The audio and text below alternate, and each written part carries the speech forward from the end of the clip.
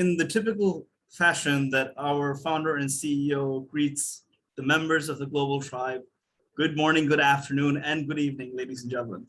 And welcome to this exclusive session from Global Chamber Dhaka on sales and negotiation skills for future leaders.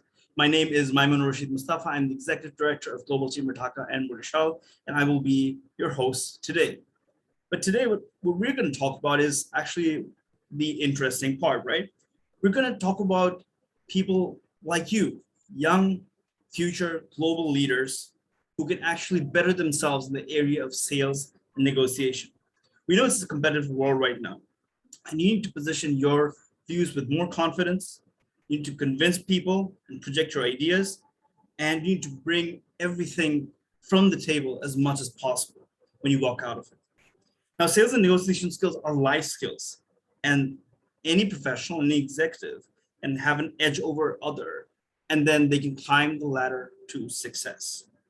Now, today, we're going to talk about a lot of issues, like the art of questioning, the use of stealth words to be liked, secret NLP techniques to build rapport, rainbow giraffe technique to be unforgettable, and negotiation planners, and so much more. A lot of the learning objectives today are going to be about understanding the roles of sales and negotiation in everyday life, learning the sales and negotiation techniques to get your thoughts through and to be accepted more easily. And finally, learn professional negotiation techniques which can be used in your everyday life. Now, the amazing person who we have as a guest trainer today is going to enable you to get all of this done. And this gentleman's name, our keynote speaker, is Mr. Mihir Goldhacker. Mihir, thank you so much for joining in today. So Mihir is going to talk about a lot of amazing stealth techniques, and so that all of you can gain more confidence and you can have a much more of an upper hand in your personal communications. Why is Mihir the best person to do this? Let me just give you a little bit of info about him. Now, he's been working for more than 2 decades in this area. He's currently one of the top 20 global sales trainers worldwide. He's done sessions in 11 countries, and that's 2,000 plus sessions.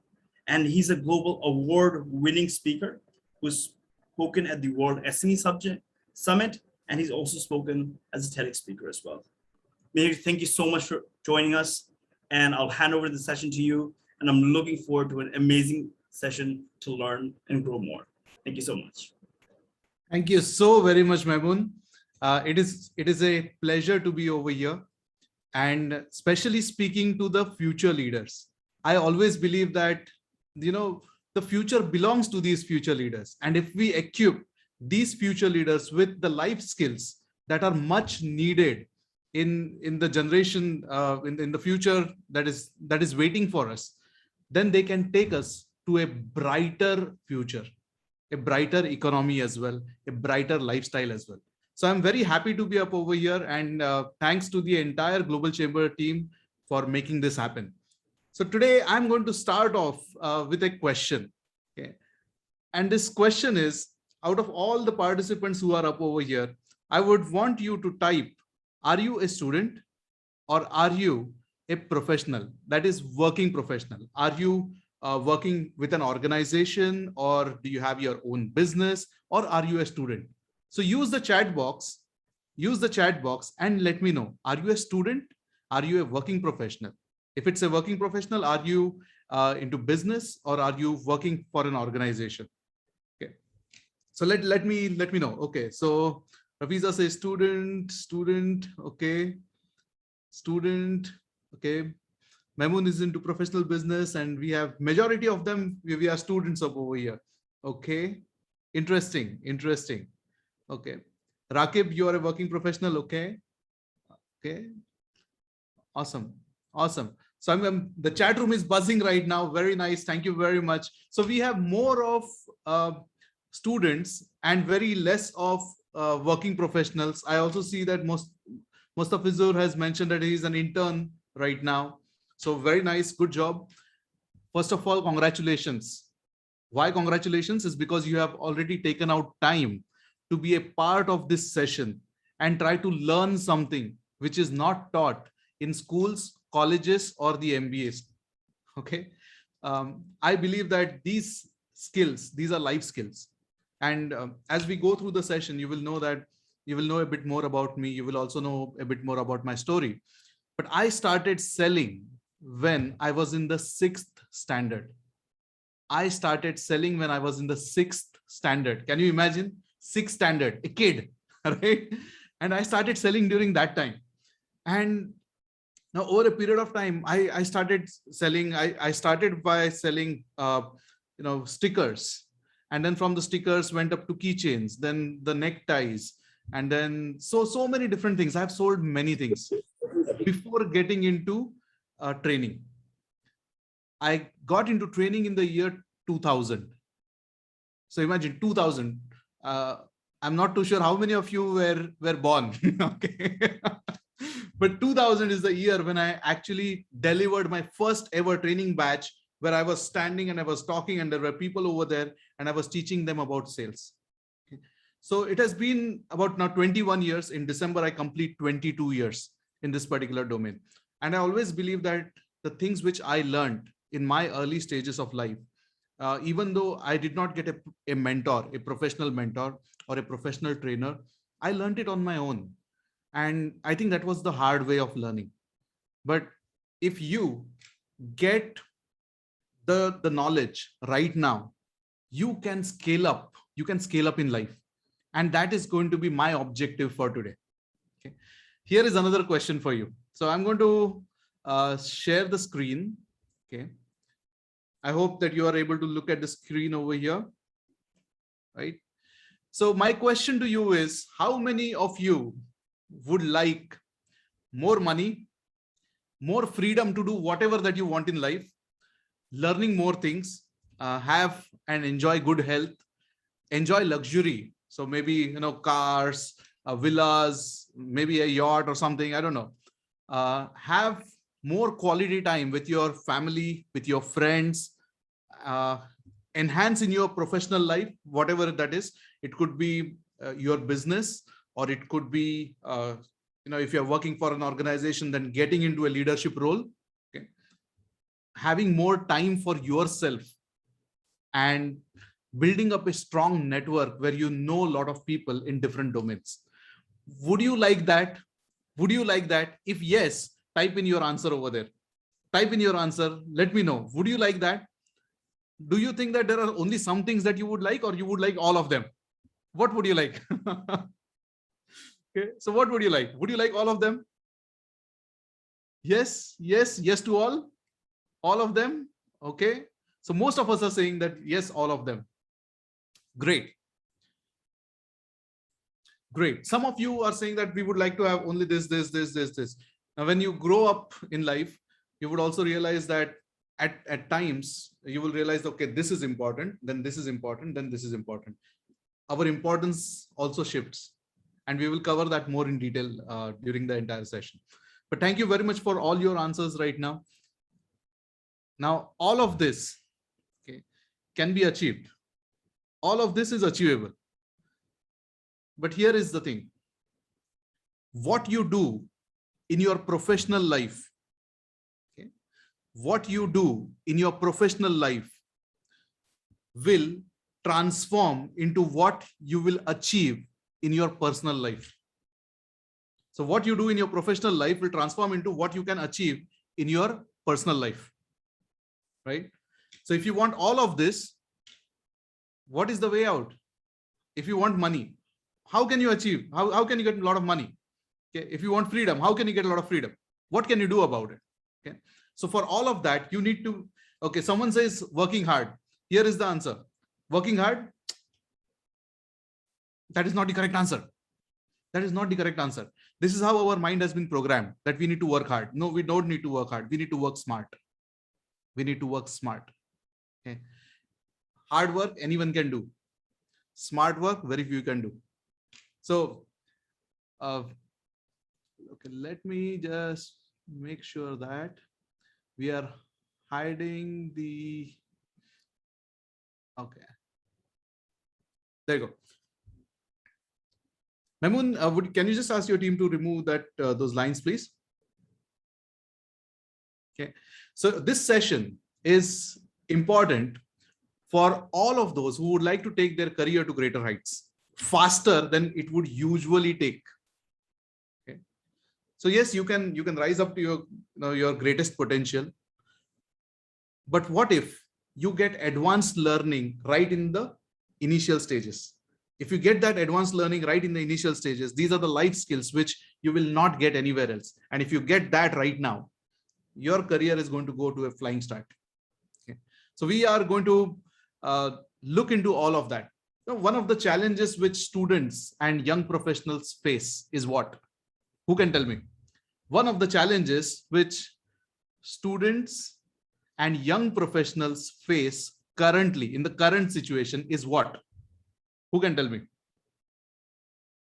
Who can tell me? So write down your answers. Let me know what are the challenges which students and young professionals are currently facing.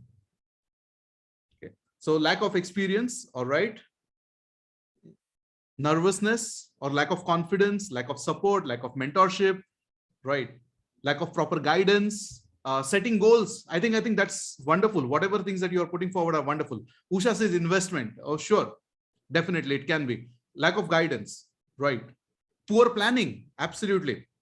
So great. I think we are getting a lot of great answers over here. Okay. Great answers. Scope limitation is also there. Okay. Poor learning is also there. Sure. Now this world is a pick me world. What is a pick me world? Pick me world is, let's say, once you graduate, once you finish your college, whether it's just a graduation or whether it's a master's, you finish your education and you are hopeful that I have done a degree, I've got great percentage. Okay, and you have that mindset that there would be a lot of companies who would want me. But is that the reality? Is that the reality? The answer is no. The answer is no. The reason being is that you have a lot of competition. You have a lot of competition, lot. The moment you step into this world, when I say this world, this is professional world. When you step into this professional world, you will have a lot of competition. Okay. Who are your competitors? Do you know who are your competitors? Tell me, who are your competitors? Your competitors are all of those people who were sitting with you in the class. Okay. Because they are also aiming for that job. Your competitors are those who are studying in other colleges. Okay. And they are also your competitors. Your competitors are those who are already graduated, who are already working, maybe. Okay. And they are also looking out for a wonderful job, a wow job, because they also want to achieve all of that freedom, time, money, everything. So they are also your competitors. And guess what? Your competition is increasing exponentially every passing year. Every passing year. Now, with all of that, do you think it is easy for you to get maybe your dream job? Do you think it is easy? The answer is no. And you think working hard is the solution? The answer is no. Working smart is the solution. Okay. Alrighty. Do you agree to that? If you agree to that, put it in the chat box. Let me know that yes, you agree to that. Okay. Awesome. Very nice. Okay. Great. So this is going to be an interactive session, and during this entire session, we are going to communicate via chat until towards the end. So if you have any questions specifically for me, I would request you to write down those questions and park it aside. During the end of our session, that's when I will stay back and I will answer to all of your queries. Okay. So don't worry about if you have specific questions in mind, you jot it down. If I have not covered that during my session, we will get it covered during the end of the session. Okay. But please make sure that you have a notebook, you have a pen, you write down some of the points that I'm sharing. So yes, there is a PowerPoint, you can take screenshots and everything, but there is no use by just taking screenshots. Put it up over here in the mind, because today, this session, I'm going to make it unforgettable. There is something that you will remember for the rest of your life. Okay? And that's my promise to you. So another question for you. What is so special about this handset? Do you know which handset is this?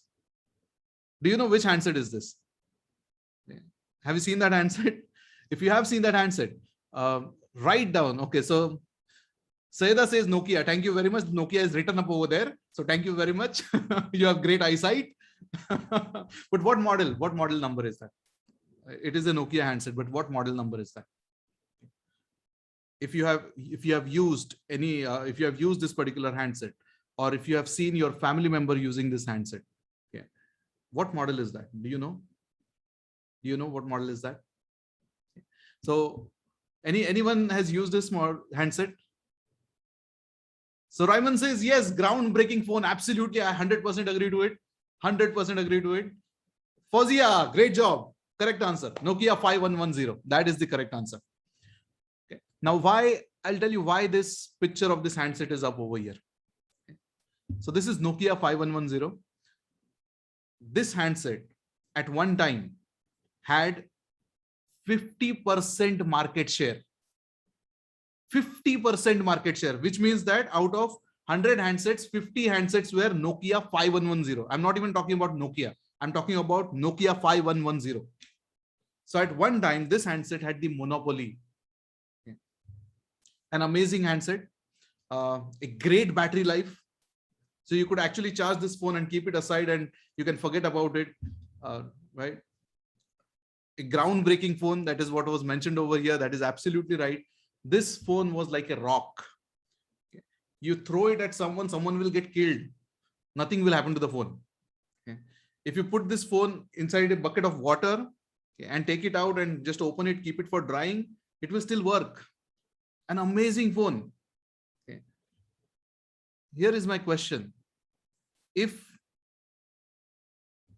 now this is the current handset which is there, which is the latest handset, you can say that this is Apple 12. Okay.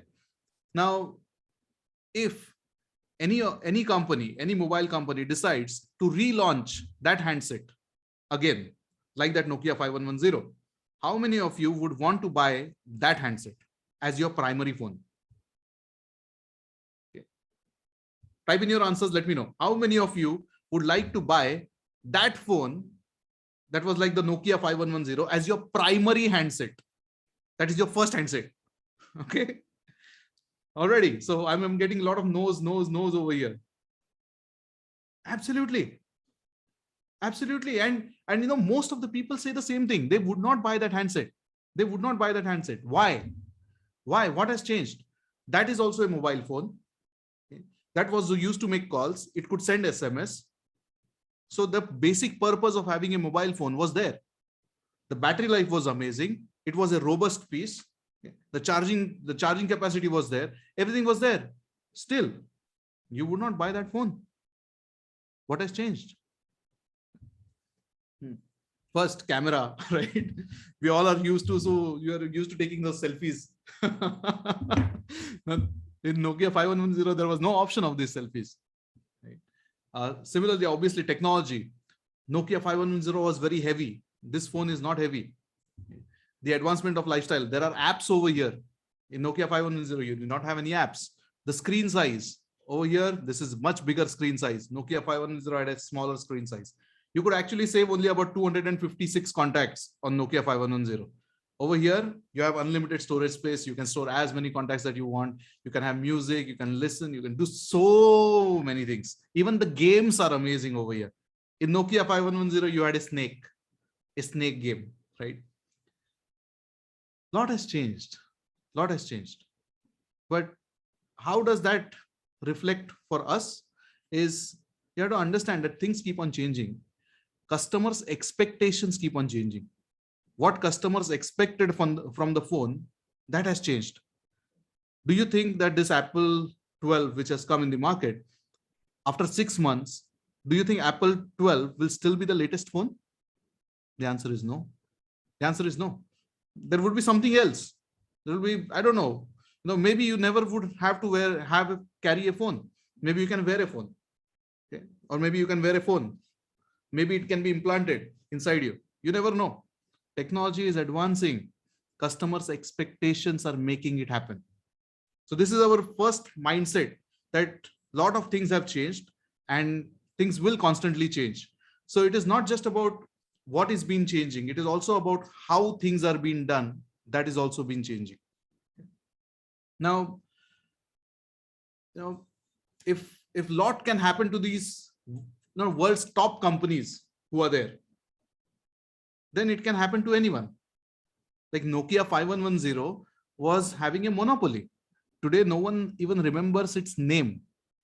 And if it can happen to the world's top companies, it can happen to anybody. It can happen to you. It can happen to me. Right? So there is a need to change. Similarly, the profile of a salesperson has also changed. The profile of a student has also changed. Like people expect a lot of things from students too. Earlier, if you ask me, maybe about, during my times, maybe, okay. Mehmoon, correct me if I'm wrong, but during those times, people used to expect saying that students are supposed to study. You are supposed to go to class. You are supposed to go ahead, study, and get good grades. And that's about it. Today, are these the only expectations from a student? Tell me, you all are students up over here, right? Tell me, are these the only expectations from a student, that you all have to do is just study and get good grades? Okay. Do your parents expect only for you to only study and get good grades? Do your teachers expect only that? The answer is no. No. World has changed. World has changed. So earlier, students were like the Nokia 5110. You get good grades, everyone will clap for you. Today, you get good grades, it is not enough. The expectations have increased. Okay. So as a student, when you are getting into your job, you're getting into business, or all those people who are either interns or who have just started working, who are new in the organization, you have to understand this, that there are a lot of expectations from you. As a customer expects a lot from mobile phone, people expect a lot from you as students, and people expect a lot from you as working professionals, both. And hence, sales and negotiation becomes a critical element for us to learn. Already, let's look at some of the major challenges that you all are facing right now. You have mentioned some of them, but you have first is increasing competition. Okay. Second is lack of life skills, because all the educational institutes, they don't teach you the sales skills, they don't teach you negotiation skills, they don't teach you marketing skills. They will teach you about subjects, they will teach you about history, geography, biography, I don't know, whatever, right? Biology.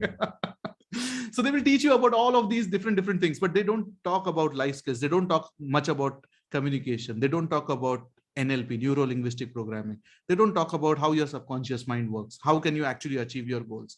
Okay, how can you break barriers in the mind? They don't talk about any of these things. And lack of life skills is also one of the major challenges for future leaders. Then information overload. So what is information overload? You want to learn about any topic, you go to Google, and you go to YouTube, or you listen to podcasts, and there are so many people talking about that. Okay. If there are, let's say, if you're listening to podcasts, and if there are 100 podcasts on a topic, who will you listen to? And which is the correct information? Which is the most accurate information? Which is the credible information? Which information is trustworthy?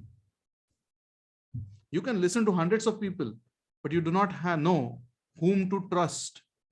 And that is called information overload. Okay. So there is a lot of information there, but the major challenge is that who should you follow? You don't know. Right?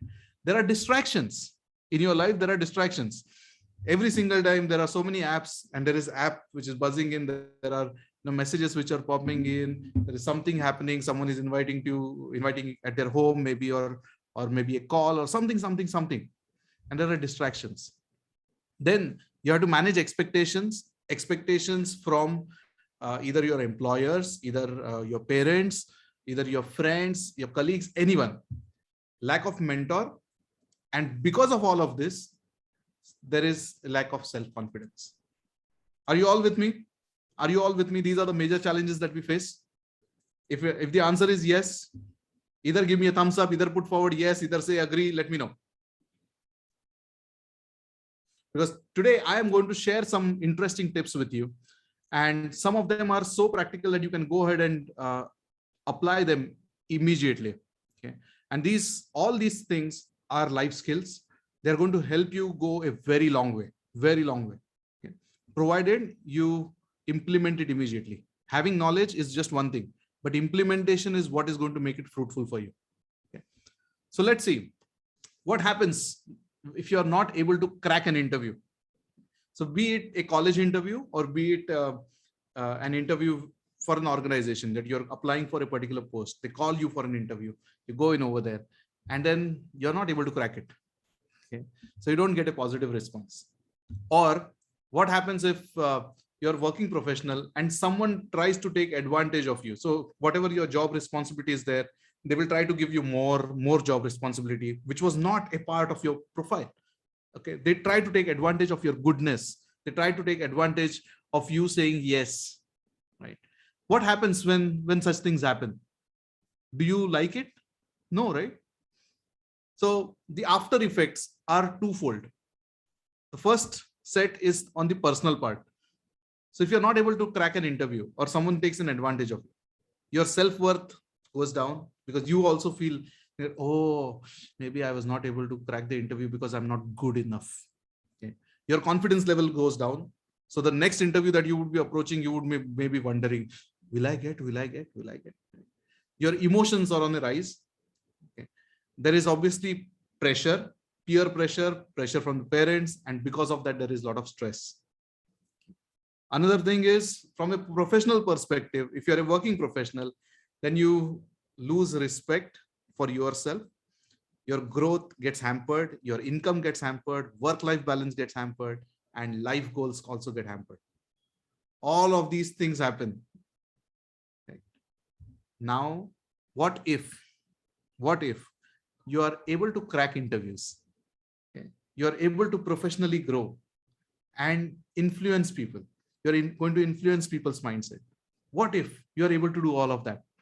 Then obviously all of these challenges are not going to be there for you. So today, this session that we have already started off, this session is about sales and negotiation, but I'm also going to introduce one more element to it.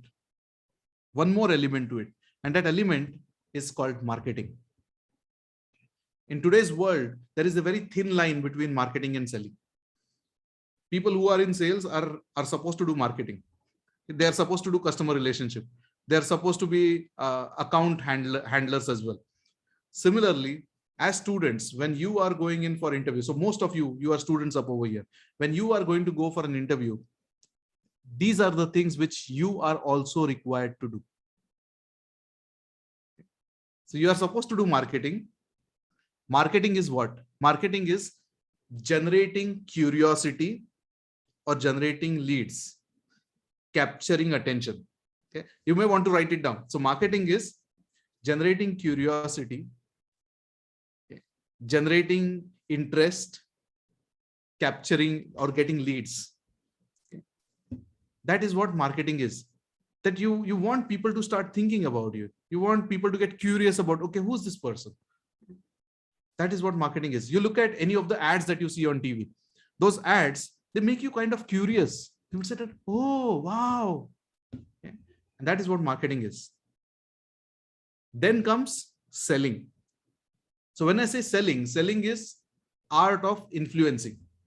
How do you influence? Okay. Then comes negotiation. Negotiation is not just about price. Negotiation can be about so many different things. So there are these three things that come: marketing, selling, negotiation. Only then the sale happens. Okay. So I'm going to talk about it from a student's perspective who's going to go for a job. If you are a student, why would someone call you for an interview? If you are a student, why would some organization call you for an interview? Okay, type in your answers, let me know. If you are a student, why would someone call you for an interview? Okay. I know one of the most common answers is that because I applied for it. Right? But it is not just about that. Even if you have applied for it, why would they call you for an interview? So Mustafizur says experience. Okay, if you're a student, then what is the experience that you would have? Maybe about extracurricular activities, probably. Okay. Relevant skills. Okay, blank canvas. Okay, interesting. Okay. See, I'm getting a lot of answers over here, but you have to start thinking. You are thinking from your perspective. You have to start thinking from their perspective. They have to be curious about you. They have to start thinking, that factor has to come in, saying that, there's something about this person. And how will that factor come in? So it is not just your CV. I'm going to state some facts for you. 75% of the HR professionals, they search for applicants online before they even call for an interview. 75% of the HR professionals search for applicants online before they decide to call you for an interview. So they don't just look at your CV. They will look at you online. So here is the first tip that I will give you. Type in your name on Google. So don't do it right now once the session is over, but type your name on Google and see what comes up. See what comes up. Okay. There are a couple of social media platforms on which you need to establish your identity. One is LinkedIn. If you're a student and you want to get into any organization, make sure that you're there on LinkedIn. That is the first one. Okay. If you're not on LinkedIn, create an account. Second one, Instagram. Third one, Facebook. Okay. These three things, very important. Very important. Okay. Because HR professionals are going to check for you online. Ready. 85% of those, they check for your reputation. So they don't just look at, okay, who do they have a profile on LinkedIn? They will say that, okay, let me see what this person is all about. So they will go through your posts. They will scroll down. If it's your Facebook, they will scroll down. If it's your LinkedIn, they will scroll down and they will see what kind of person you are. And are you a good fit for the organization? Okay. So 85%, they will decide, they will look at what are your posts and how they will try to judge your posts. Okay. And that influences their decision, whether they should call you or whether they should not call you. 53% of them would not call you even for an interview just based on that information. So which means more than half of you will not get calls based on that information which you have posted online. Interesting? Are these interesting statistics? If yes, let me know yes. Already, awesome, very nice. So LinkedIn, Instagram, Facebook, these three, you have to be there. Have to be there. Check, always check when you put in, go to an incognito mode and check even if your Facebook profile is showing, go to your Facebook profile and check what is being seen. Okay. Or ask your friend to see it and check, because that is how all these HR professionals are going to check your profile. Okay. First impressions are the best impressions, and there is only one chance to create that first impression. So if you're looking out for a great high-paying job, if you're looking out for a great opportunity, you have to make sure that you're following all of this accurately. There is only one chance to create that first impression. There is a lot of competition and you have your life goals, right? So make sure that you do that.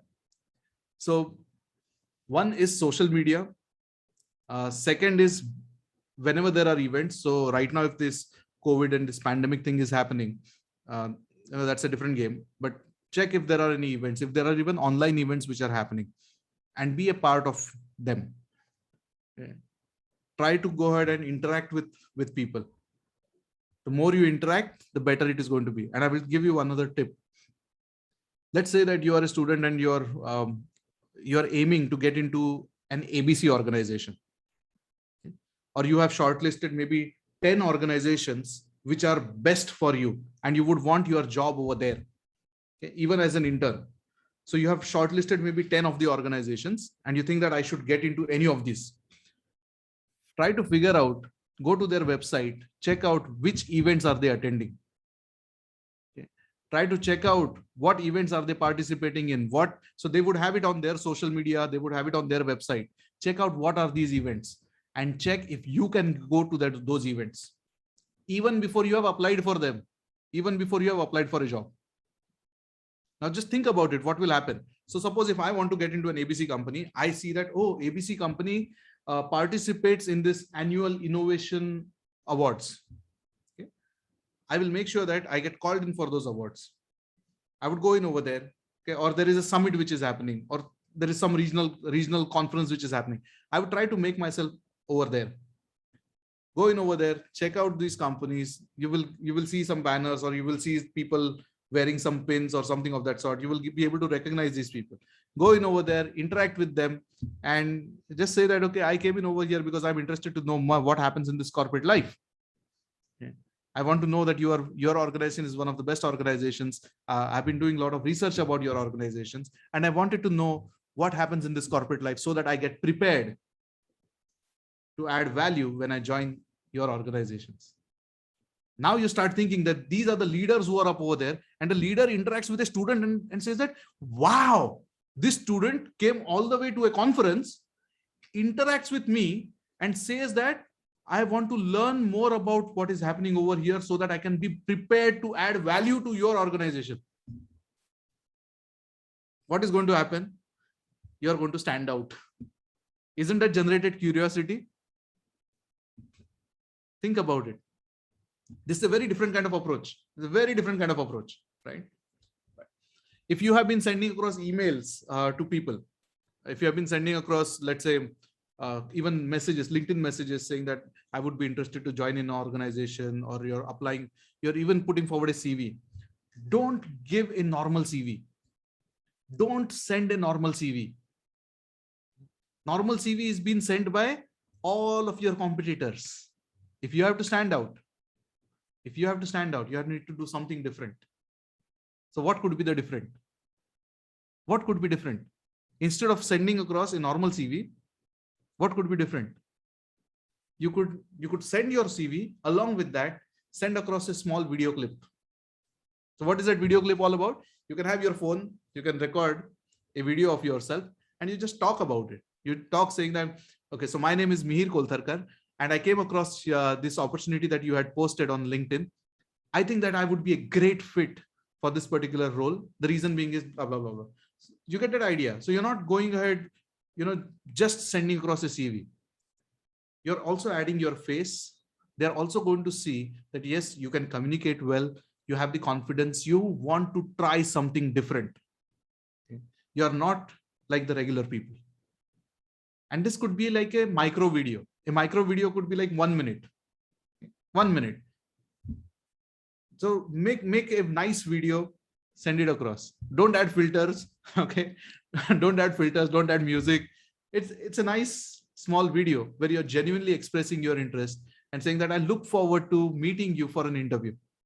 What you're doing is that you're already putting it in their minds, saying that you need to call me for an interview because I'm different. Okay. Try to also join some networking groups. So networking groups are like Toastmasters. I'm sure that you have Toastmasters over there. Check out Toastmasters, check out Rotary. I'm sure Global Chamber also has got networking events, but check out which other groups that you can belong to. Network. Your age, this is one of the most important tips that you would ever get. Okay. Network. Build up your connections. This is one thing which I regret. My age is currently 42. Okay. Though I don't look like 42, but my age is 42. But this is one thing which I regret, that in my younger age, no one told me the power of networking. I started building my networks much later in life. But if I would have built up my networks when I was like maybe student, okay, I would have gone a long way ahead. Okay, I would have had many connections, because those connections, they stay with you, because each of that relationship is being nurtured over a period of time. Right now you're a student. Imagine when you're 40, you have already nurtured the relationship for maybe about 20 plus years. And those are strong relations for you. In 20 years, all those people that you have been interacting with, those people would be somewhere grown up in life. And those are the strong bonds that you create. I have seen people getting jobs just because they know someone. When I say just because they know someone, maybe my friend works in an organization. The friend says that, okay, we have a job opening over here. Why don't you apply? And you apply. Okay. Those are the hidden opportunities which you would not get anywhere else. Build up your network and keep on nourishing them. So think about, what are these people looking for? Whether you're a working professional or whether you're a student, what are these people looking for? These people are looking for not just your education. Okay, I'm going to tell you one secret over here. Okay, the secret is that, see, I'm not too sure how many of you have gone through my profile or done a bit of research about me, but I have a lot of certificates. Yeah. After doing my graduation, I did not study. I hated studies. So I did not study for almost like about 10 odd years. After which then I decided that in my line of work, I need to learn. So I have 2 MBAs. I have MBA in corporate training. I have MBA in total quality management. I've done my certifications in ISO. So ISO 9001, ISO 14001, OSAS 18001. I've done project management. I've done 6 Sigma Green Belt, 6 Sigma Black Belt. I've done TQM professional. I've done NLP. I've done Kaizen. I've done so many certifications. But the secret is that now, till date, no one has ever asked me for my certificates. Till date, no one has ever asked me for my certificates. No one. Okay. The only time someone asked me for a certificate was for my visa. Apart from that, no one has asked me for my certificates. So I'm not saying that education is not important. Yes, education is important. Yes, getting grades are also important, but life skills are much more important. So what organizations look out for are not just grades or whatever it is. In my graduation, I got 50%. 50%. I failed 1 year in graduation. Okay. So I did my BSc physics. I failed 1 year. And when I cleared, it was 50%. 50.13, that was the percentage that I had. But that did not stop me from reaching out to my goals. Because organizations don't look out for just marks. Marks are important. And I seriously wish that I would have studied during that time also. But I did not. I can't go back and change my past, but you can right now build up your future like that. But remember that what they are looking out for is you having a positive attitude, you having a growth mindset, you have a willingness to learn, you have ethics, you're respectful also, you're a team player, and you show professionalism. This is what organizations look out for. Now, why is this important? So take down either a screenshot of this or take a picture of this particular slide. Okay, this is something which is very important right now for you. Okay, so either take a screenshot, take a picture, or write down, or do whatever, something. But make sure that you keep a note of this.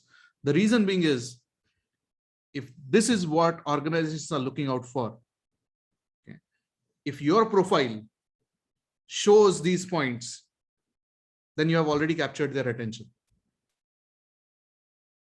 Okay, because if the HR person is going to check your CV and say that, okay, let me have a look at who this person is. And this HR person goes on the internet, goes on the LinkedIn, checks for your profile and sees that, okay, so you are, you're learning, you're attending some course. And if you're attending a course, you make a post saying that today I am attending this wonderful course of, sales and negotiation for young leaders. You make a post like that, okay, that I'm attending this particular wonderful course. And you just don't put forward, just a snap. You put forward some nice words along with it, saying that today I had the opportunity to attend this and this wonderful course and I learned about sales and negotiation techniques and blah, blah, blah, blah, blah. You go ahead with that. Now, someone as an HR who looks at that particular post says that, wow, this person has got a positive attitude. Okay, this person has a growth mindset, wants to learn. There is a willingness to learn. Okay, this person has got professionalism. So start thinking that out of all of these, there are points which get ticked. Okay. If you're a team player, you do a CSR activity. If you do a CSR activity, a corporate social responsibility, right? Or, helping the underprivileged, or going to an old age home, or doing something for the underprivileged. If you're doing any of those activities, that is also going to get you some brownie points, right? Because other people are not doing that and you're doing that. If you're entering into competitions, if you're attending any kind of events which are happening, when you're doing all of that, you automatically fall into that particular bracket. So one of the things which I learned from my ex-boss, my first ever mentor, was that, Mihir, if you want to get promoted, the first thing is your attire and your behavior should be like them. Your attire and your behavior should be like them. And that hit me hard. So whenever I've been promoted, I've worked as head of training departments for a lot of multinational companies in my career so far. There was a time wherein I was heading about 7 departments, more than 2,500 people reporting into me. I have grown in the corporate ladder as well before I started off on my own. But this one thing stuck in my mind, saying that if I have to climb up that ladder, then I need to dress and behave as per that next level. So when you are students and when you want to go ahead and get a job, then you need to start exhibiting these kind of things, because these are the things which they are looking out for. So you start exhibiting and they will say that, oh, this person, he already has this. This person already has this. This person already has this, already has it. Okay, great. Come on up over here, because you will be the right fit in my organization. Makes sense? If it makes sense, put it in the chat box. Let me know. It makes sense. Do you find this interesting so far? Okay, awesome. So one quick tip before we are going to go, I'm going to hand over it to Maimun for some time. But before that, a quick tip for you, you may want to take a snapshot of this as well, or take a picture of this as well. Okay. First impressions, how to create the best first impressions. So make sure that you have a professional headshot. So when I say professional headshot, it is not just your friend taking a picture when you are eating or having coffee or whatever it is. It is a professional headshot. You can go on Google, you can type in professional headshot, you will get to see some sample images. You don't need a professional photographer for that. You can have a tripod, put your phone up over there, have a selfie mode, and you can get your photos clicked. Okay. But see how a professional headshot looks like. Have your own professional headshot, which is like nice smiling. Okay. Make sure that you put that across all your social media profiles. The one. Second, have a very interesting profile summary. So in that profile summary, don't say that I am doing this and this degree from this and this college. That is boring. Put forward something that talks about you as a person. Okay. What are you? How growth oriented are you? Okay. So try to figure out some catchy lines up over there. Have a catchphrase. So have some nice phrase. My catchphrase is that I help organizations and individuals scale up their sales drastically, because this is my profession. So I have a catchphrase just like that, right? Have a cover image. So it is not just your profile picture, but there is a banner. Have a nice banner, and the banner should reflect some of your qualities.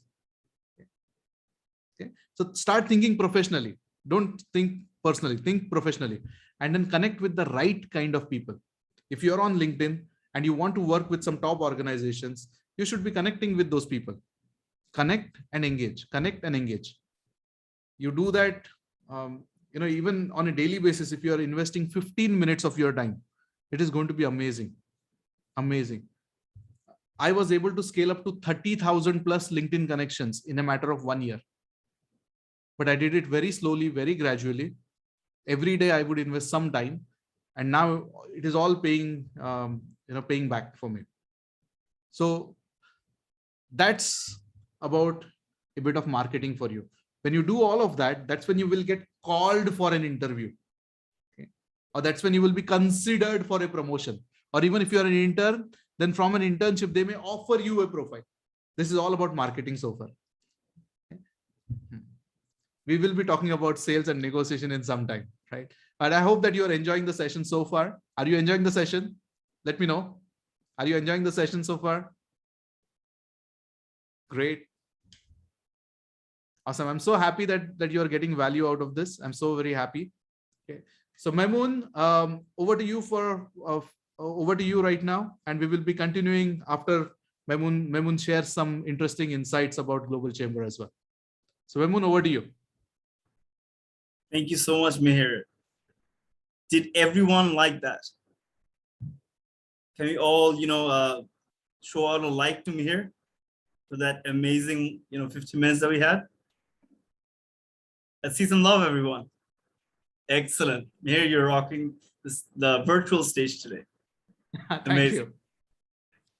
So guys, why don't we do something? I mean, we're having a really good session. Let's keep a memorabilia of today. So if everyone could kindly consent, could you please turn on your videos if you haven't already? We'll take a small picture. Just give everyone a minute. Kindly turn on your videos.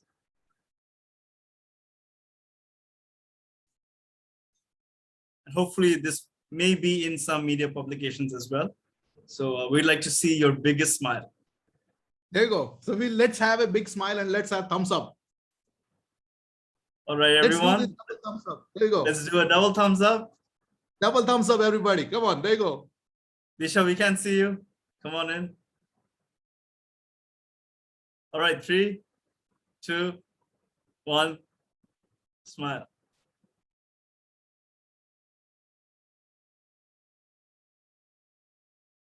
Nilufer, do we have all rooms? Yes, we are done. All right, thank you so much. Excellent. So you've learned a lot about sales, negotiation, marketing. We're going to, of course, learn a little bit more.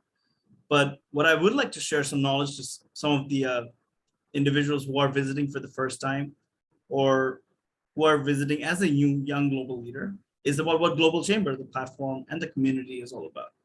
So I'll just share my screen. Here, is that okay if I can just share the screen? Yes, please. Yes, please. Okay, excellent. So all right, I think I can go on my own. Thank you. All right, everyone. So we'd like to first of all welcome you to the Global Tribe. That's what we identify ourselves as, a global group of people who share the same ideals and values and the complete desire to grow. So we want you to be global and unstoppable. From the company MCFG, of which I am the CEO, I'm also happy to be the executive director of Global Chamber Dhaka and Global Chamber Barisal, 2 of the chapters in Bangladesh. And today we're going to talk a little bit also about an amazing program which we call the Young Global Leaders, which is under which we are having today's event, Impact Internship and Impact Initiative. So first of all, let's tell a little bit about us, right? We were founded in 2015 and we've grown exponentially to 150 metros in only our first year. And right now we're going to 525 metros in the 195 countries around the whole world. And we are unique because we are the only chamber of commerce that's focused on helping companies grow cross-border business across these 525 metros all across the world, which makes us available everywhere. What do? We give you access to over 200 million prospective clients, networks, just like Mihir said, through warm and trusted connections so that you can grow in new markets. We give you access to the best business resources, to amazing trainings just like today, so that you can grow across borders. And we give you real-time trusted help anywhere across the whole world through global advisors, members, and of course, executive directors like myself. We are a company and an organization that is based on non-discrimination. So anything that brings in discrimination on race, religion, gender, sexual preference, age, mental or physical health, disability, country, region, or politics is not allowed. at least we don't want to talk about it. If there's any politics that we do talk about, that's business politics. And hopefully we try to find solutions on how to make business easier. What we offer you is global reach, a contact base all across the whole world, access, exposure, great information, like the ones that you have understood today. We give you amazing visibility. We give you this sense and this amazing feeling of being a part of the global tribe.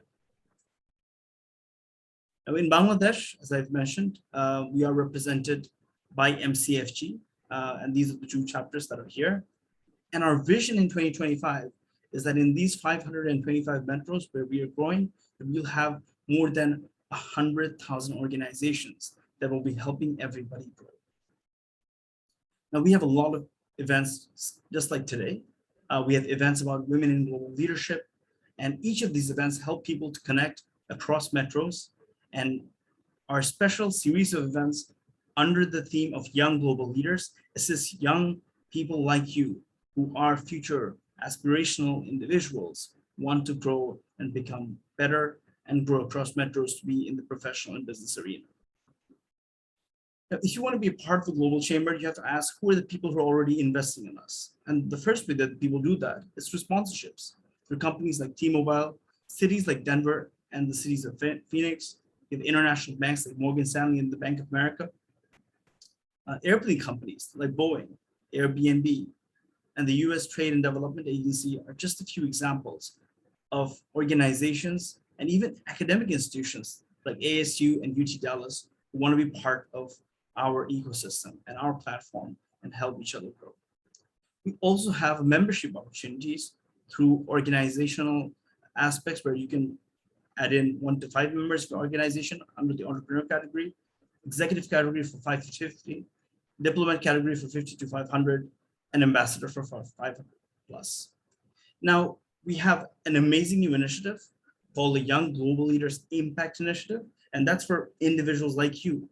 And we believe that people who are students and young global leaders get a discounted version of that very same membership so that you can be part of the global tribe and experience customized events that will help your skill sets grow. And of course, network not only in your metros, but across metros in 525 areas around the whole world. There's also global business professional memberships that are for young professionals who are interested to grow as well. Now, I'd just like to finalize and talk about our Young Global Leader Impact Internship Program, which is the second part of our Impact Initiative. So if you do not want to just get the membership aspect, but you want to be more intrinsically involved and grow, I don't know, I think Mihir has already kind of laid down the secrets that we had in our criteria, because we do want people who have that positive attitude, who have that growth mindset, and who want to grow to learn and be a global leader in a 4-month commitment where they'll give a minimum of 15 to 20 hours a week for a voluntary position that they can grow more. The internship opportunities are numerous categories. Today we're talking about sales, but also we work with strategy and business development, finance and accounts, anything to do with media and communications, PR, photography, videography, digital marketing, event operations, and project management.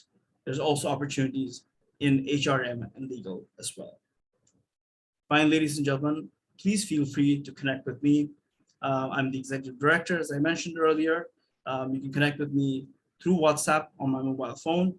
You can email me at maimun@globalchamber.org, or you can connect on LinkedIn or Facebook in the links given.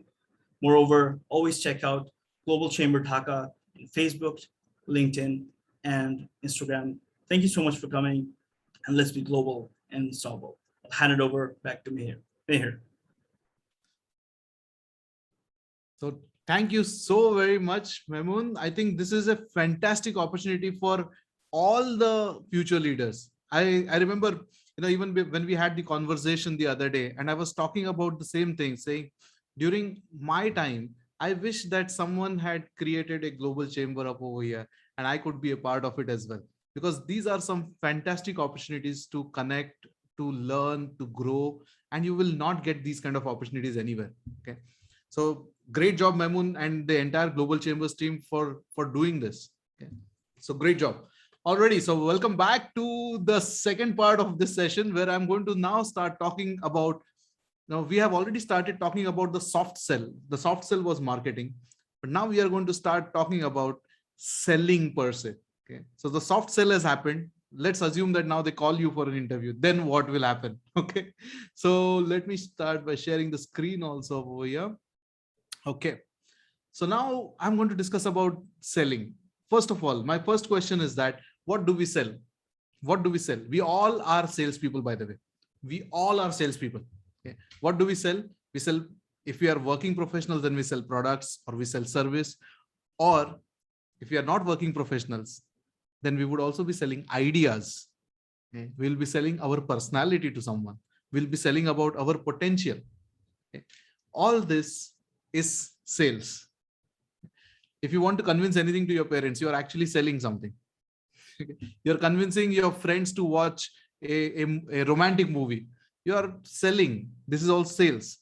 Okay. When you're proposing to your girlfriend, boyfriend, that is also sales.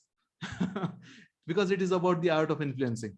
When you are going in for an interview, you are influencing because you are selling your personality, you are selling your potential, why they should hire you.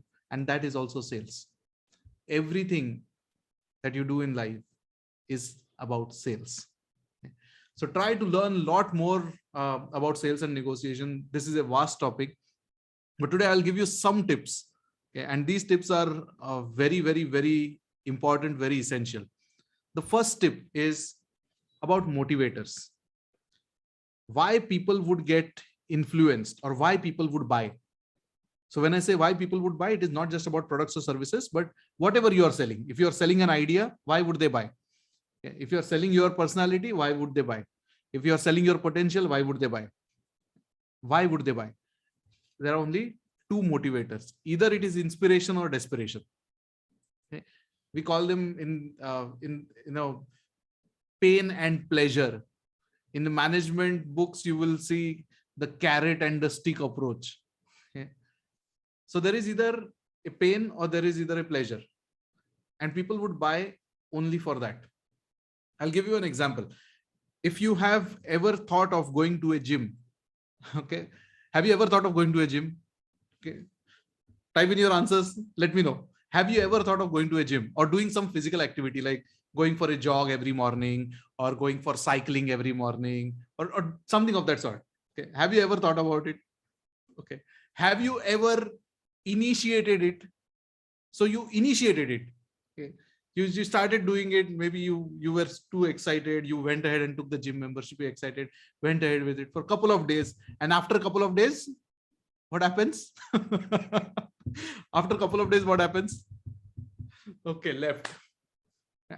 I am also in that category, by the way. Okay. So I've been there. I've done that. I have joined like gym so many times and then, dropped it so many times also. Okay. Now I do exercise regularly, but in the earlier days, I have done that. And I'll tell you, this is something to do with psychology. This is something to do with sales. I'll give you an example. The example is this, that imagine that this session is a live session. This is not an online session. Imagine that this is a live session. I am there on the stage. You're all sitting up over there and this is a session which is happening. And unfortunately, something happens and I fall down. Okay. I fall down. I'm unconscious. You being the good people, you take me to the hospital. Okay. Now I'm in the hospital, right? The doctor, when I open my eyes and the doctor looks at me and says, Mihir, if you don't exercise every day, then that's it. Now I have got a very clear directive from the doctor that if I don't exercise every day, then that's it. End of story for me.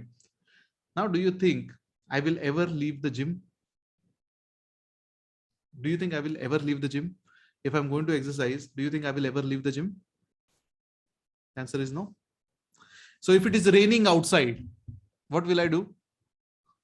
I will take an umbrella and I will go to the gym, right? Okay. If I have a very important family function, what will I do? I will still go to the gym or I will exercise at home. Okay. But I will not miss it. Right. If I am feeling sleepy, what will I do? I will still go to the gym.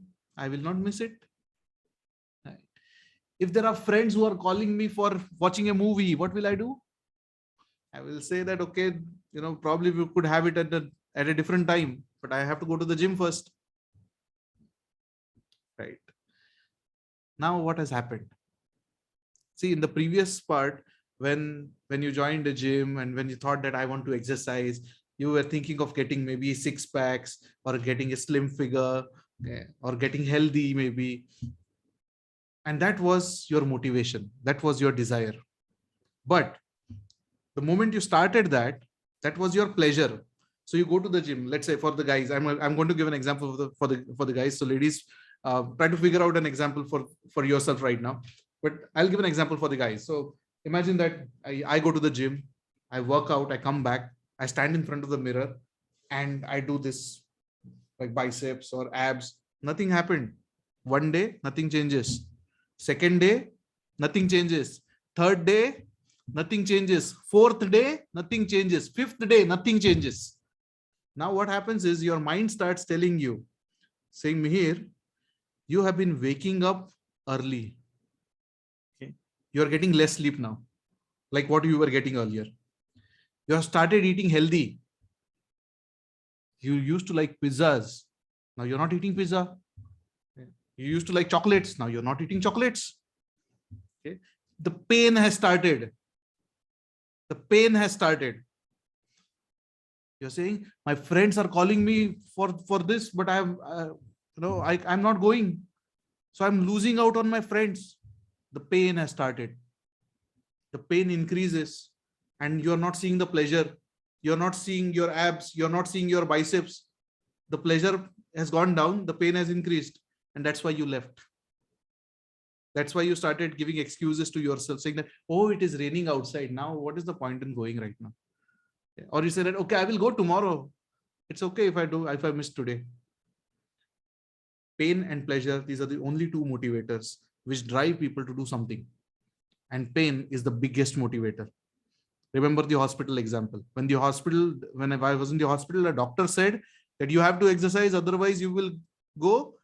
Then I will exercise. Because now there is a pain. If I don't do it, there are consequences. Similarly, when you are selling something, you have to first figure out what is the motivation for the other person to accept your point. It is not a motivation for you. It is a motivation for the other person. I'll give you an example. Let's say you want to have a bike. You want to have a bike, a scooty or whatever you call it as. You want to have a bike. You go to your parents and you say that, Mom, I want a bike, or Dad, I want a bike. And Mom and Dad would say that, no, why do you need a bike? And you will try to convince, no, because my friends are also driving bike. They're also going by bike. I also need a bike. This is my age and blah, blah, blah, blah, blah. And Mom and Dad will say, no, you don't need a bike. Now, I want you to picture this the other way around. You go to your mom or dad and you say that, okay, so Mom and Dad, you are expecting higher marks from my side, right? Like, yeah, of course. So you mentioned that you're looking out for whatever percentage, let's say 80% or 90%, whatever percentage. You're looking out for that kind of percentage from me, right? Yes, yes. You've seen me that I'm working, I'm trying hard. So, yeah. You know that I've been going through these classes also, extra classes. I'm doing extra classes also. So yeah.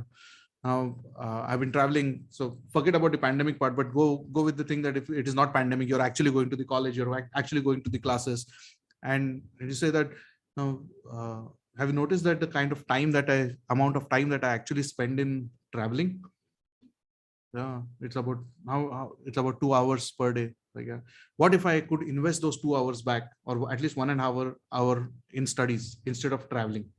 How would that be? Don't you think I would be able to score greater marks? Like, yeah, you would, right? If you study that much, yeah, you would. And there is only one way to reduce this particular travel part. How do you think that can be done? Tell me how that can be done. How can you reduce the travel part? Right? Instead of going into public transport, instead of waiting in the queue, instead of waiting for the public transport to arrive and then going in over there, how can you reduce the travel time? By taking a scooty. Simple. So now instead of you saying something, you are getting an answer from them. Think about it. And that is the way to go ahead and position something. So instead of you asking just for your purpose, you start from their purpose. Their purpose is that you get good grades, and that is their purpose. So you start from that perspective, and then you come in over here. Okay. So that is about sales. This is called a pull approach. Don't push. It is a pull approach. Understand their motivation. So their motivation was you getting good grades. That was their motivation. If you understand their motivation and then you pull them towards you instead of you pushing it. Ask questions. Questions are very important. Okay, ask questions. Here is a secret tip that I'm going to give you. It is not a part of the slides. Here is a secret tip that I'm going to give you. Okay, ready for it. This is a hack. This is a hack. It works wonders. Yeah. So this hack is called as mirroring and matching. Mirroring and matching. What you do is, if you want to influence someone, you look at their body language. So when you're sitting and you look at their body language and you do a similar kind of body language. I'm not saying same. Okay. I'm not saying mimicking. I'm saying similar kind of body language. So if they are sitting in like this with both arms crossed, you can have one arm crossed. Okay. If their legs are crossed, your legs can be crossed. If they're leaning forward, you lean forward. If they're leaning backward, you also lean backward.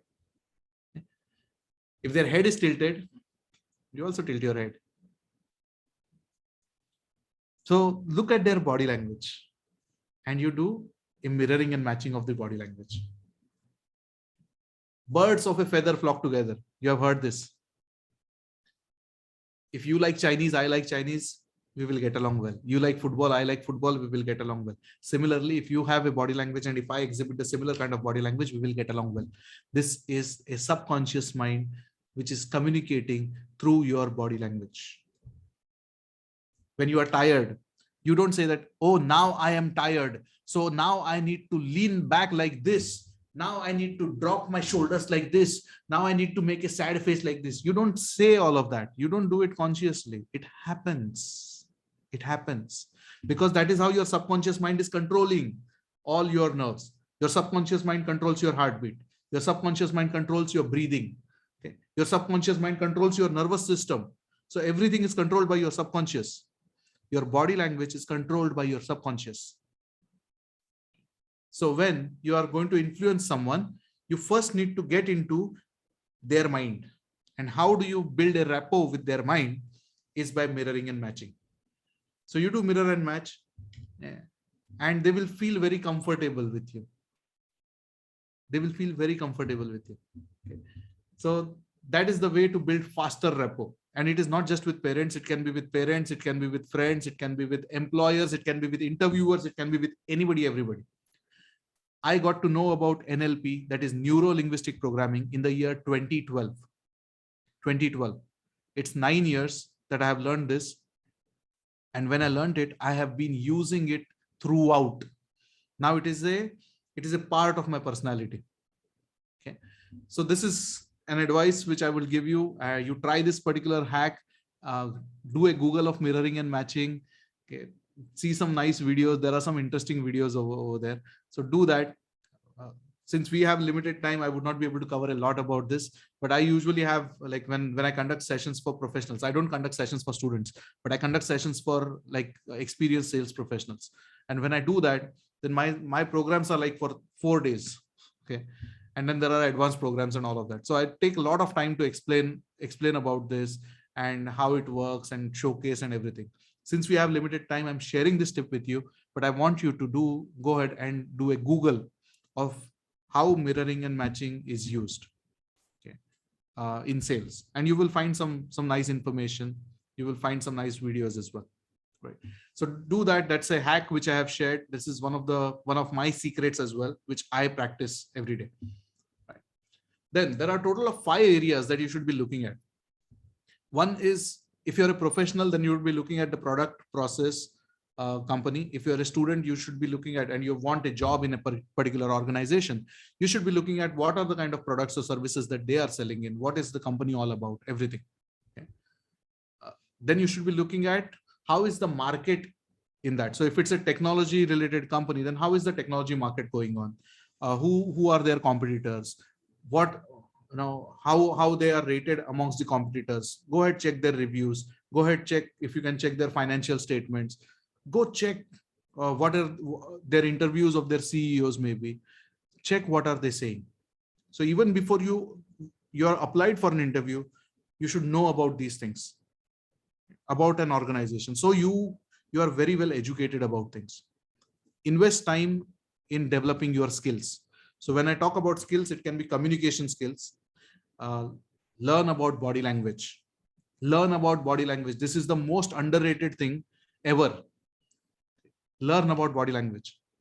One of my favorite pastimes is to study body language. When I used to travel extensively outside India as well, and at the airport, you are supposed to be there like 3 hours before. I am that person. I would go to reach the airport before 3 hours. I would check in, do all of my stuff, and I would sit and I would observe people, and I would keep observing body language of people. You can learn a lot about a person just by looking at their body language. And this is one of the most underrated skill that you would ever learn, ever. Type down a name, Alan Pease. Alan Pease. That's the author. That's the name of an author. And he and his wife's name is Barbara Pease. They have authored so many different books. Invest and buy those books. Though these books are great learning experiences. So Alan Pease and Barbara Pease. Okay. The 5th area. So over here you have seen 4 areas. Skills and is there, and then planning is there. So you have to plan for everything. Set your goals. Plan which organizations that you would want to work for. Plan how are you going to approach their decision makers. Plan a lot of things. Even right now, whatever things that we have been sharing, you plan those things. Right. These are the 4 major areas. There is a 5th area, and the 5th area is being positive. Having a positive mindset. Okay, that is the 5th area. If you have a positive mindset, you will do wonders. Here is another thing which I would suggest you to do. After this session is over, you have to go to YouTube and search for Dr. Emoto. E-M-O-T-O. Emoto. Dr. Emoto. Okay. Search for Dr. Emoto, and you will see there is a video, and the video's duration is about 1 hour 24 minutes. I highly recommend you to watch that video. Highly recommend to watch that video. Okay. If you can't find that video, you can just put forward my name on YouTube. You go to my channel. In my channel, there is that video which is there. Okay. So I've kept it over there for all those people who would want to learn about that. It's something which is phenomenal, and it talks about how positive words affect the water structure. Okay. So even if, let's say, there is a bottle of water and I say something positive, it affects the crystal structure of the water. If I say something negative, it affects. And the actual photos of that structure are captured by Dr. Emoto and his team. And those photos are available on YouTube. So go through that. That is an assignment which I will give you. Okay. Okay. Now I'm going to talk about a bit of negotiation, and I'm going to have a small case study for you. Okay. So I'm going to give you a situation, and in that situation, you will have to tell me an answer to it. So be focused, be attentive, be focused, and listen to it very carefully. So this gentleman that you see over here, his name is Theodore Roosevelt. Theodore Roosevelt was the US president long back. I'm talking about in the 18th century. Okay. So, sorry, 19th century. So in 1912, Theodore Roosevelt, he was the former US president, and he was planning a political comeback. So he had lost the elections, and then he was trying to come back as a president again. Now, during that time, there were a lot of leaflets which were printed. This particular photograph was there on that leaflet. So what was that leaflet? That time, in 1912, we are talking about that time there was no internet. That time there was no, events and stuff were not as prominent. So these people, they used to go from state to state, and they used to call in people, and they used to do a political rally. And during that rally, they used to distribute these leaflets. Okay? That was the usual way things were done that time. So his campaign manager had printed 3 million promotional leaflets featuring this particular photograph of Theodore Roosevelt on the cover. Okay. Now, a disastrous error was discovered. The photographer's permission to use the photographer of Roosevelt was not sought. Okay. So in the original photograph, there was the name of the photographer, which was already there. And the permission to use this photograph was not taken. Okay. So under the US copyright law, the photographer could demand up to $1 per image. And there were 3 million leaflets printed. We are talking about $3 million, and that too in 1912. That is a huge amount. I mean, $3 million is a huge amount even right now. So imagine $3 million in 1912. It's a huge amount. So if the photographer got to know that his image was used on these leaflets, he could demand up to $1 per image. And Theodore Roosevelt's campaign manager would have to give that. But their total budget was only $4 million. So imagine now, out of the $4 million, if $3 million go in over here, what will happen, right? There will not be any rallies, there will not be any campaign, and probably Theodore Roosevelt will lose as a president. The other option was reprint the leaflets. That would be very cheap, very cheap. But the delay to get it reprinted and then delivered, and then that would cost the campaign also. Are we clear with the scenario? Are we clear with the scenario? If we are clear with the scenario, type in yes. Let me know that you are clear with the scenario. Okay. Awesome. Very nice. So we all are clear with the scenario. Here is the question now. You are that campaign manager. You are the campaign manager, and you are tasked with negotiating the best possible deal with that photographer. Okay. A deal which would do the least possible damage to the campaign funding. What would you do, and how much would you pay? There you go. So the leaflets are printed, they are lying up over here. You have taken that leaflet, you have seen that, oh, there is an error. The photographer's name is printed up over here. We have not taken the permission from the photographer. And if we just distribute it just like that, the photographer comes to know, he can charge us $3 million. Okay. And you cannot get if you decide to reprint the leaflets, it is going to cause problems for you again. You are the campaign manager. So now you are tasked with saying that, okay, you go ahead, you talk to the photographer, you negotiate with the photographer, do something. Okay. If you are the campaign manager, what will you do, and how much will you pay? How much will you pay? Okay, so give him a role in the government, give him an offer in the political party. If I'm the manager, I put a sticker on that name. Okay. So sticker is not a possibility right now, because the photographer is that photographer. And even if you put forward a sticker to it, that photograph still remains. And the photographer will know that this is the photograph which I have taken. Okay. So you cannot cut the picture, you cannot do anything, because that is a photograph which has been taken by the photographer. The photographer knows that this is my photograph. Okay. In fact, if you cut it, there will be more damages. It will be an offense, criminal offense. Right. So start thinking. And I will tell you, this is a real life case study. This has happened. And there was an amount which was involved.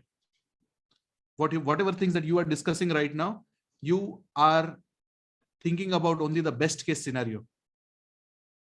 You're only thinking about the best case scenario. You're not thinking about the worst case scenario.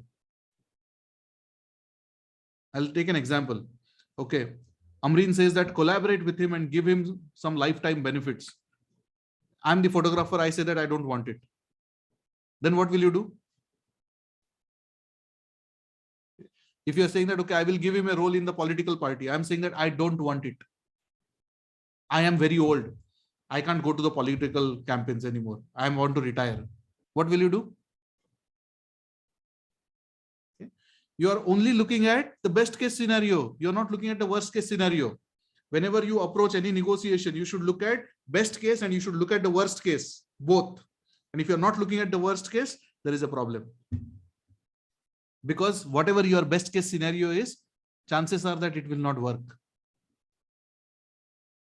If you do not have a strategy, okay, if you do not have a plan, if you are not equipped with negotiation skills, then chances are that your best case scenario is not going to work. So you will have to come up with some options. A professional negotiator will always come up with options. Start thinking that, okay, this is the way I will approach. Fine. Okay, this is my best possible outcome that I want to happen. Fine. But if that does not happen, then what?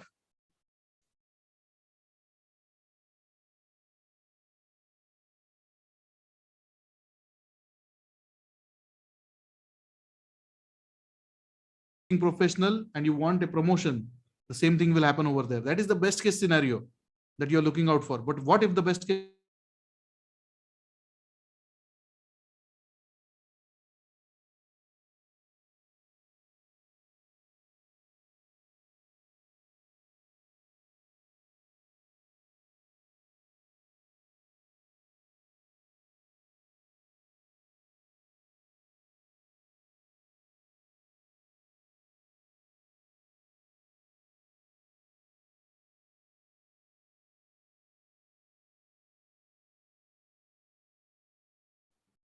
Everyone, let's just keep on pondering about that question. I think Mihir is just facing a few technical difficulties. He'll be right back. Just give us a few minutes.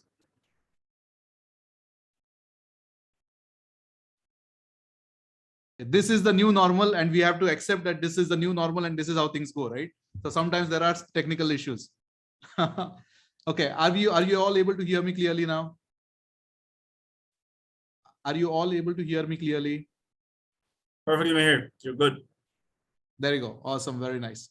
So we were talking about the best case scenario and the worst case scenario. Okay. In this particular part, there was an amount involved. And let me share the screen over here. And I will tell you what was the amount involved. So the amount that was involved was minus 250. Minus 250, which means the photographer paid $250. Surprising, isn't it? The photographer paid $250. How? So it is the way the campaign manager approached. The campaign manager said, here is an opportunity. We are going to print 3 million leaflets. And there is an advertising opportunity. We have been talking to a couple of photographers. Whoever's photograph is chosen, imagine the kind of exposure that that person would get. If you have to get that kind of exposure, how much are you willing to pay? And the photographer said, I can afford only $250. The deal was closed. Aha. Now, here is a question for you.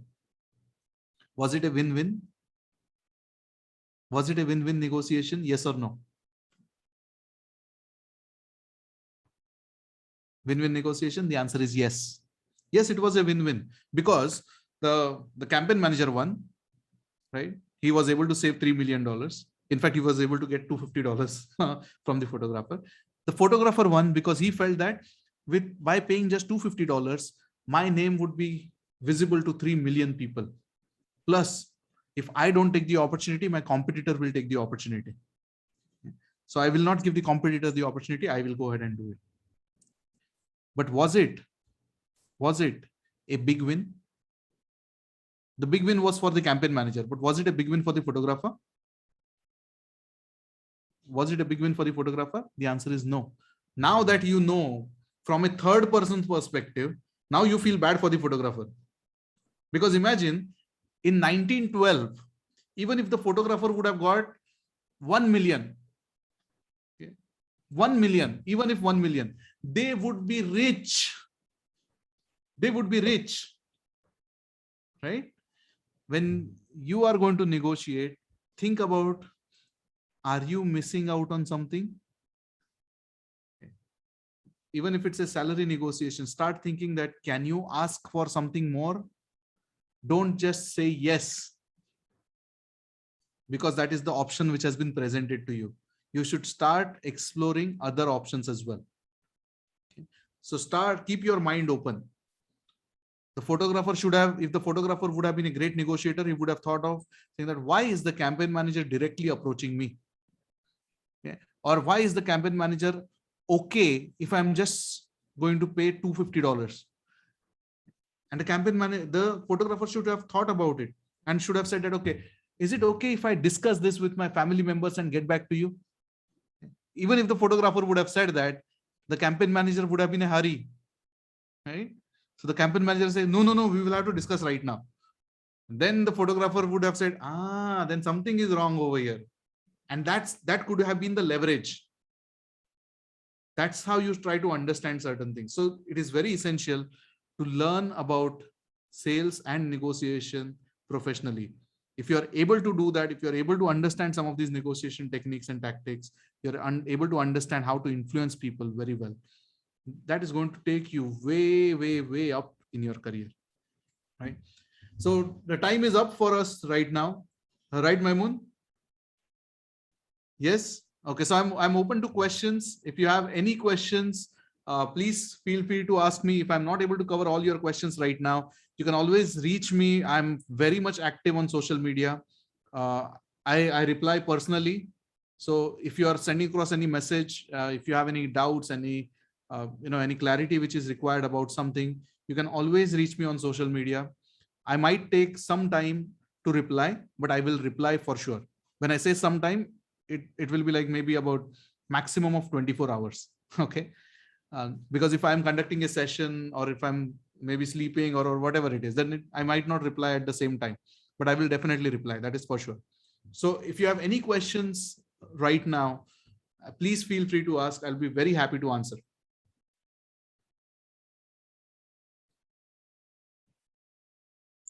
Sir, my name is Akif Al Islam. I'm from Dhaka. Sir, I missed about the one point that is called pull, don't push, about the secret. Can you please repeat it again? I just missed that point. Pull, don't push. That Right. one, that part. Yes, sir. You heard about the scooty example? You heard about the scooty example? Yes, I've seen in the part. Yeah. For a scooty. Yes. Right. So when you are going ahead and if you go to your parents and you say that, give me a scooty, that is pushing. Okay. And parents say no. And then you say that, no, I want it. You're pushing. That is push. So instead of pushing, you go the other way around and you pull.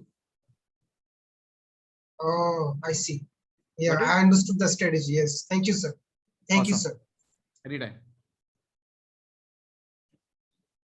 Anyone has got any questions, any queries, please feel free to ask. Here you told the scooty example, but if they don't say about or need, if it doesn't work, is there any alternative? Okay. So there are a couple of things. First is that if your strategy is very well planned, then they have no other option. If you have a well-planned strategy to go ahead with it, if the motivation is strong, then they will have no other option. Okay. So that is your best possible way. If you're pushing and you're pulling, okay, the push will have lesser percentage of getting a yes. The pull will always have greater percentage of getting a yes. It does not mean that it will work 100%. It will not. Sales is not like that. Okay. Sales is not like I go and I sell anything to anybody. It will never be like that. It is just that your chances are more. Got it? So next strategy, Yeah, if got that it. is if parents are not doing it, then you do it. You see, I'll tell you, Surma. So you see this plane? Yeah, flying is very close to my heart. And before I got into Yes. training, before I got into the corporate world, I used to fly planes. I used to fly glider planes. And I come from a very humble background. My parents could not afford my flying courses. I was in a military college and I wanted to pursue flying. I loved flying. I wanted to pursue it, but it was very costly, very costly. Yeah. I could not ask money from my parents. So what did I do? I started selling. I started selling water purifiers. I had no knowledge about water purifiers. I learned about water purifiers because that time the cost of a water purifier was 7,000 rupees. Okay. And I could sell it. So my buying price was 6,000 and I could sell it for 7,000, which means I could make profit of 1,000 per water purifier. And that 1,000 rupees could give me 10 flights. 10 flights. So I started selling water purifiers. I earned that money and I got my flying license with that money. So if you want something and if you're not getting it from your parents, or they are not able to provide that, you work. I was also in college. I was in my final year and I was selling water purifiers. Sales is everything. And here I got it. Okay. All right, Maimun, over to you. Thank you, Meher. Did everyone enjoy that? All right, I guess all of you will be, for those of you who are in Global Chamber, you'll be negotiating a whole lot more with me from now on. Meher, I've got to learn a lot more skills from you as well. I did learn a lot today, but you've equipped everybody with so much more. I think I've got to take myself to the next level. And to do that, I think we do have another event with you next week on Wednesday to enhance corporate skills. So we'd invite anyone in your network, if you know someone who can be benefited, you love what Meher have to offer today. So if they come from a corporation background, if they're willing to become better sales and negotiation leaders, it's 8 p.m. next week, unlock corporate skills development. So please let the word and spread the word. And as Meher said, he's always available for questions. Thank you so much for approaching us. And we loved having you here today. I'd just like to leave it over to Doug Brunke, our CEO founder, if Doug is here, to just finish off with a few words, Doug.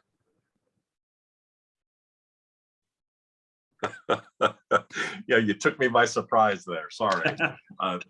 I was doing something that we learned in the lesson today. And I totally and wholeheartedly agree that LinkedIn is, at least in the countries that we work with around the world, it's one of the most, if not the most, significant way for you to position yourself for whatever you want to do in your career. So I encourage any of you out there, if you're interested to connect up and be within the global tribe, one of the first steps would be to work on your profile, connect to Maimun, connect to everyone you met today, and I'm happy to connect with you as well. One of the takeaways for me in the session today was certainly the pull-push idea, and another one is the concepts that I think were really handled well, where in our world we see people pushing a lot, and that's not typically an attractive approach, especially for professional business leaders across borders. It's not a well-perceived approach. And so the thoughtfulness and the strategy and taking the time to do the back work that was talked about today is so critical. I also wanted to mention, when I was thinking about that, the concept of either being too modest or too forward. and finding that right balance for you and your own personality is one of the things that you as a young person, can work on, and it never ends.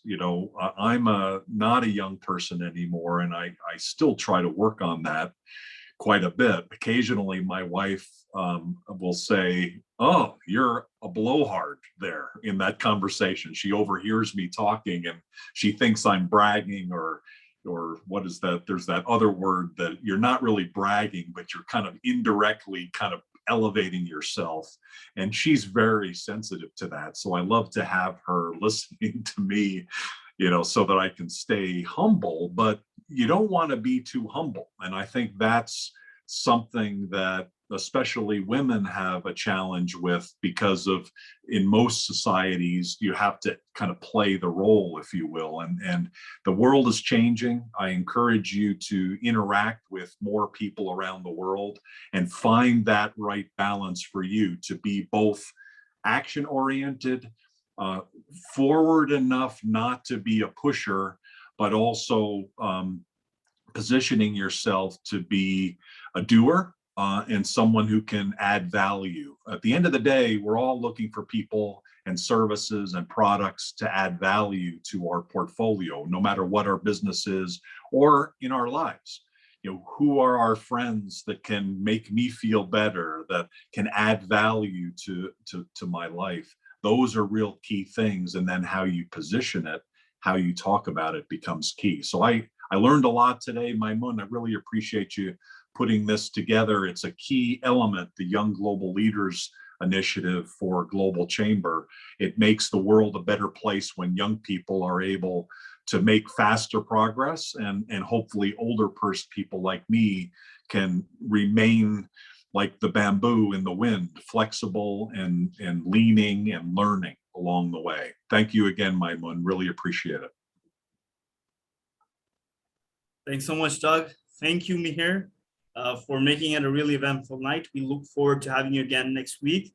So, ladies and gentlemen, please do join us then. Thank you all for coming in tonight. Have a good night, good morning, good day, wherever you are in whichever part of the world. See you. Bye-bye. Thank you. Bye-bye. Thank you, Doug. Bye. Cheers.